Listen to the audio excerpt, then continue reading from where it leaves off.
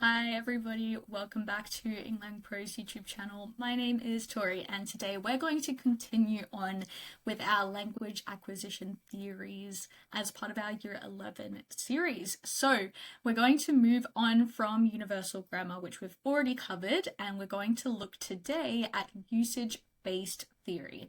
And this one's accredited to Tomasello 2003. It's a book, but there's plenty of places you can read abstracts and other studies based on his work. So I've got a link there in the notes.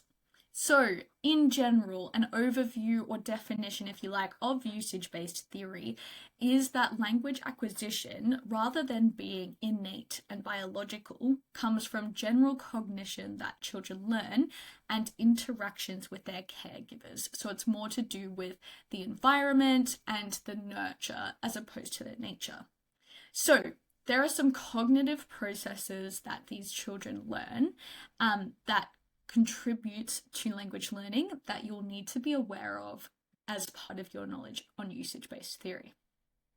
There's two kind of framework ideas that are very important in supporting usage-based theory. So children need to do these two things to learn language according to this. So they are intention reading, which is just the idea that children are able to learn what the goals and motivations of certain language are from the people around them.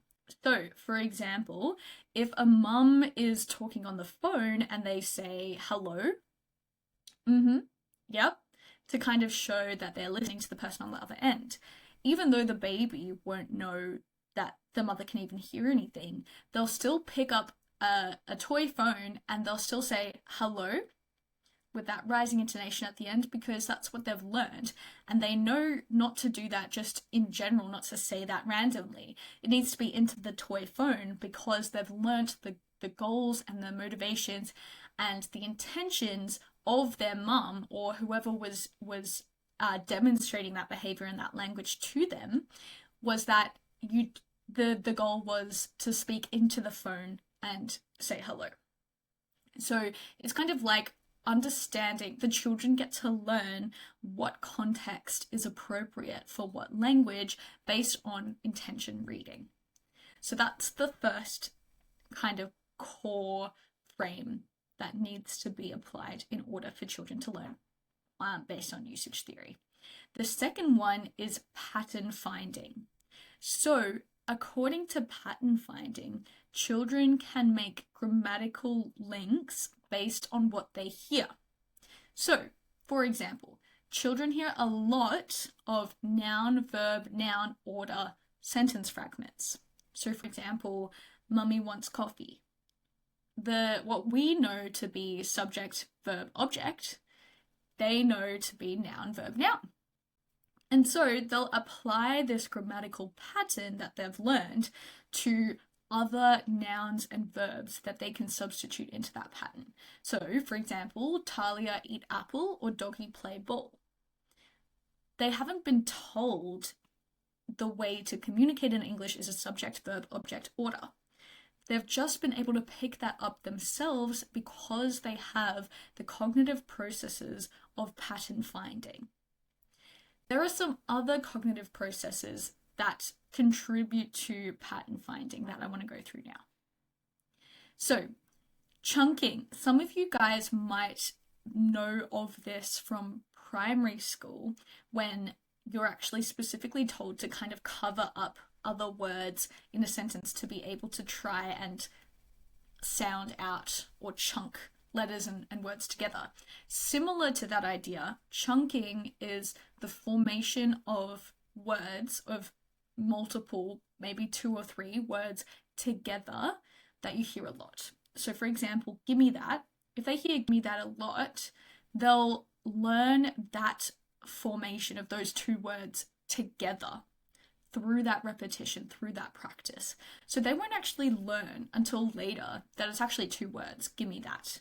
But for them, they've formed this chunk of these 2 words because of how often it's being said to them.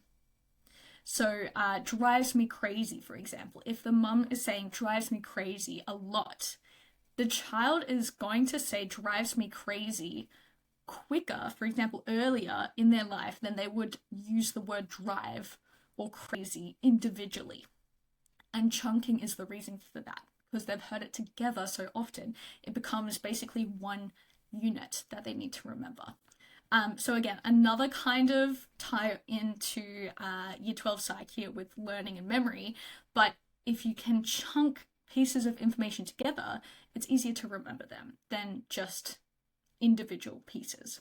So that's kind of what chunking is. It's a cognitive process that supports or is part of pattern finding that children use to apply to things that they hear in their childhood in order to learn language.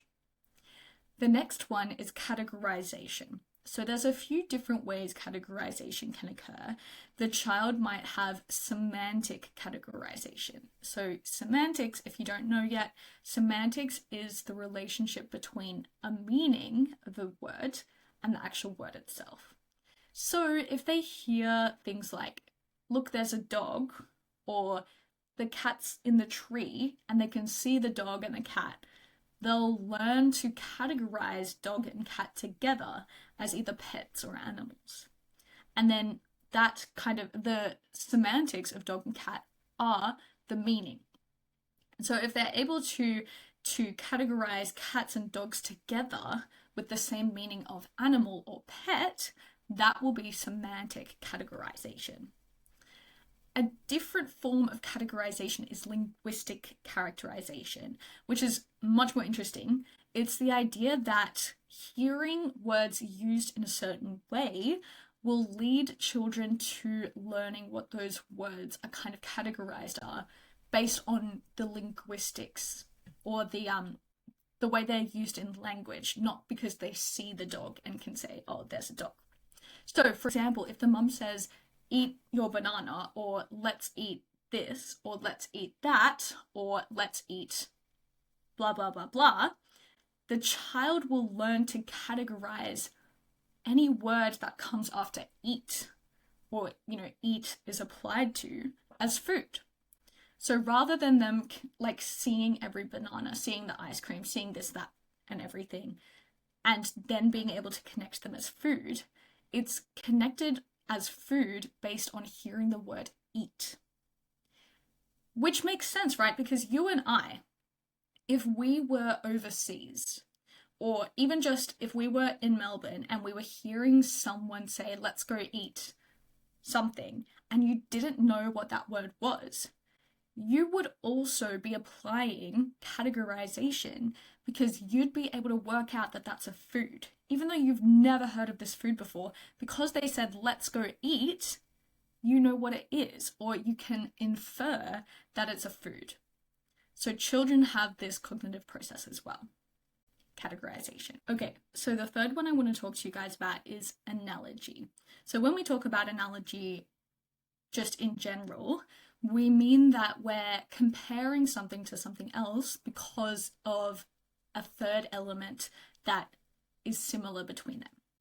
So this can also be applied to linguistics when a child hears a structural pattern or they learn a structural pattern and they map it onto something else because it sounds similar or it follows that this could be applied.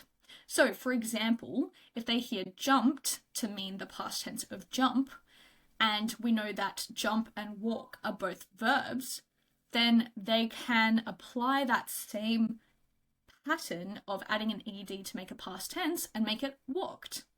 However, this use of analogy can also lead to something we call morphological overgeneralization. And this is when children apply morphological patterns that we have in English to words where they're entirely justified for thinking that they have that similar element, but it just isn't the grammatically correct way of saying it. So for example, run is also a verb, just as walk and just as jump are, but adding an ed onto run makes runned, which is not the past tense of run. And so I've got a picture of sheep here because the same thing, the morphological overgeneralization of plurals, adding an s onto nouns, doesn't apply. Sheep doesn't become sheeps. Fish doesn't become fish. And foot doesn't become foot. So those are examples that are good to know because morphological overgeneralization comes up a lot in child language acquisition because it's a very good piece of evidence to support that analogy takes place and that these cognitive processes occur in children as they learn language. So the last thing I just want to touch on is the importance of the primary caregivers and adults who speak English or speak a language in front of the child. Corrective feedback is something that adults or primary caregivers and people who speak the language around the child will undergo when having a conversation with them, which will support their development according to usage-based theory. So a child might say something like, I goed there, and in response, the adult will say something like, yes, you went there. They won't say, hang on, that's actually not the correct past tense form of going somewhere. They'll just reply back and reorder or replace words in the sentence that don't make sense with the correct ones, and that will support the learning of the child. So I hope this has been a good overview for you guys on usage-based theory of language acquisition, and I'll see you guys in the next one. Bye!